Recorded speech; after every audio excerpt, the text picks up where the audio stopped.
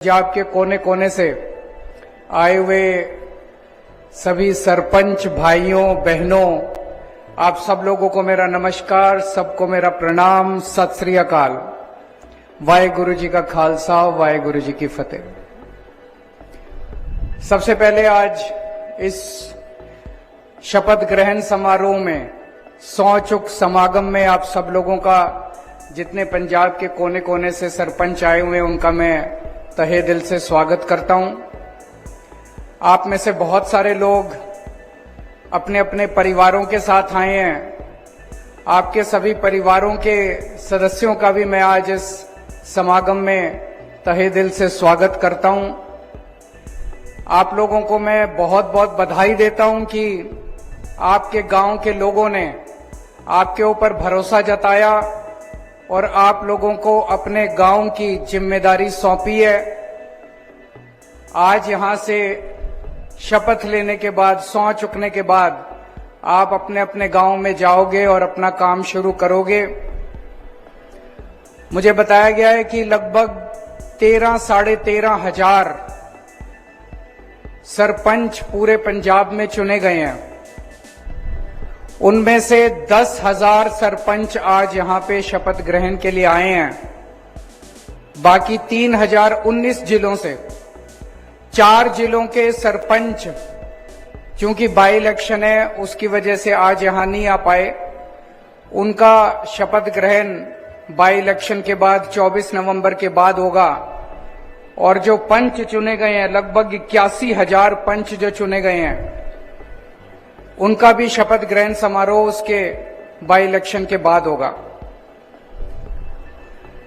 दोस्तों, मुझे बताया गया लगभग 3,000 से ज्यादा गांव ऐसे हैं जहां पे सर्वसम्मति से सरपंच चुने गए हैं। हम जानते हैं कि चुनाव कैसे, कितना गंदा हो जाता है, गुटबाजी होती है, राजनीति होती है, एक दूसरे को गाली देते हैं।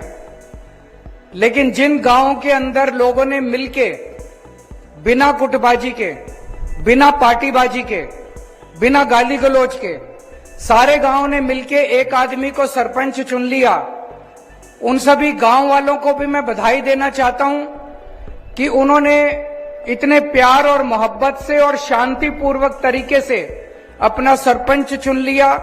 और कई गांव के लोगों ने तो पूरी पंचायत चुन ली, सारे पंच भी उन्होंने सर्वसम्मति से चुन लिए। और उन सरपंचों को भी मैं बधाई देना चाहता हूं जिन्होंने पूरे गांव का विश्वास जीता, और गांव का विश्वास जीतने के बाद उनको सर्वसम्मति से चुन लिया गया। मैं समझता हूं कि वहां पे जो दिन दूनी रात चौगुनी तरक्की होगी, उसकी कोई मिसाल नहीं है। उन सब लोगों को मैं बहुत बहुत बधाई देता हूं। अब तो हमें भी आम आदमी पार्टी बने हुए 10-12 साल हो गए। 2012 में पार्टी बनी थी, 12 साल हो गए। इन 12 सालों में हम भी कई सारे चुनाव लड़े हैं। लेकिन अपने अनुभव से मैं बताना चाहता हूं, एक एमएलए बनना ज्यादा आसान है, एक सरपंच बनना ज्यादा मुश्किल है। तो आप लोग जो सरपंच का चुनाव जीत के आए हो, ये बहुत बड़ी बात है। एमएलए से भी ज्यादा बड़ा काम करके आए हो। अब आगे काम करना है, आप लोगों को अच्छा काम करना है। जो जिम्मेदारी आप लोगों को आपके गांव के लोगों ने दी है, वो जिम्मेदारी और वो विश्वास आपको पूरा करके दिखाना है। आपको जनता ने चुना, आप सरपंच बने, बड़ी अच्छी बात है। लेकिन एक चीज मानना, जो कुछ भी होता है इस धरती के ऊपर, जो कुछ भी होता है चारों तरफ, वो ऊपर वाला करवाता है, भगवान कराता है। तो अगर आपको ये मौका मिला है आपके गांव की सेवा करने का, इसमें बहुत बड़ा हाथ ऊपर वाले का है। ऊपर वाले ने आपको चुना है, आपके जरिए ऊपर वाला आपके गांव का भला करना चाह रहा है। ऊपर वाले ने आपके गांव की जिम्मेदारी आपको सौंपी है। एक तरफ आपको अपने गांव के लोगों का विश्वास नहीं टूटने देना, दूसरी तरफ आपको ऊपर वाले का भी विश्वास नहीं टूटने देना।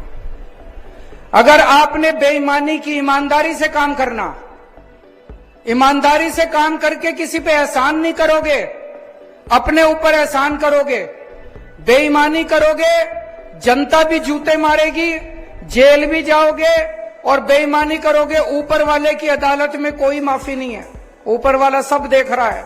चोरी छुपे करके बेईमानी तो कर सकते हो, चोरी छुपे करके दूसरों को हो सकता है पता ना चले, लेकिन ऊपर वाले को सारा पता चलता है। सरकार आपको पैसे भेजेगी, पंजाब सरकार आपको ग्रांट भेजेगी, तरह तरह के पैसे भेजेगी, उसको जनता की सेवा में लगाना, उसकी चोरी मत करना किसी भी हालत में। दूसरी जरूरी बात है, गांव सभा, ग्राम सभा। ग्राम सभा में समझता हूं आप सब लोग समझते होंगे, पूरे गांव की संगत, सारे गांव के लोग, जितने भी निर्णय होती हैं, सारे निर्णय पूरे गांव की संगत में लेना। 4 आदमी पंचायत के बैठ के या सरपंच अकेले निर्णय मत लेना। जितने भी गलत निर्णय होते हैं, जितनी भी बेईमानी होती है, वो बंद कमरे में होती है। पूरे गांव की संगत के अंदर बेईमानी नहीं हो सकती। सारे गांव की संगत के सामने मैं समझता हूं कि जनता में भगवान बसते हैं। सारे गांव की संगत के सामने जब आप निर्णय लोगे, कोई निर्णय गलत भी नहीं हो सकता और कोई निर्णय में बेईमानी भी नहीं हो सकती। मैं अभी पूछ रहा था, पंजाब के अंदर कानून में साल में 2 बार ग्राम सभा होनी जरूरी है। मुझे पता चला वो भी कागजों में हो जाती है, होती नहीं है। मेरा अपना मानना है, मेरी आपसे हाथ जोड़ के विनती है, मैं यहां देख रहा हूं बहुत सारे लोग बुजुर्ग भी हैं, मेरे से बड़े हैं, उम्र में भी बड़े हैं, अनुभव में भी बड़े हैं, और कई मुझसे छोटे भी हैं। तो आप लोग मेरे छोटे भाई की तरह भी हो, बड़े भाई की तरह भी हो। आपको एक ही सलाह दूंगा, कोशिश करना हर महीने पूरे गांव की संगत बुलाना, पूरे गांव की संगत की मीटिंग करना, ग्राम सभा की मीटिंग करना। उसमें जो निर्णय पास हो, जो मते पास हो, सारे मते गांव सभा में पास कराना। जो मते पास हो, जो गांव के लोग कहें, वो सारे काम करना। अपनी मर्जी से कोई काम मत करना। उससे देखना गांव की तरक्की भी होगी और आगे पुण्य भी बहुत लगेगा। आपको जो भगवान ने मौका दिया है ये गांव का काम करने का, ये बहुत बड़ा मौका दिया है। आप बहुत पुण्य कमा सकते हो, बड़े बड़े काम कर सकते हो, गरीबों का उद्धार कर सकते हो, बीमार लोगों का उद्धार कर सकते हो, जो बच्चे गरीब हैं उनको अच्छी शिक्षा दिला सकते हो।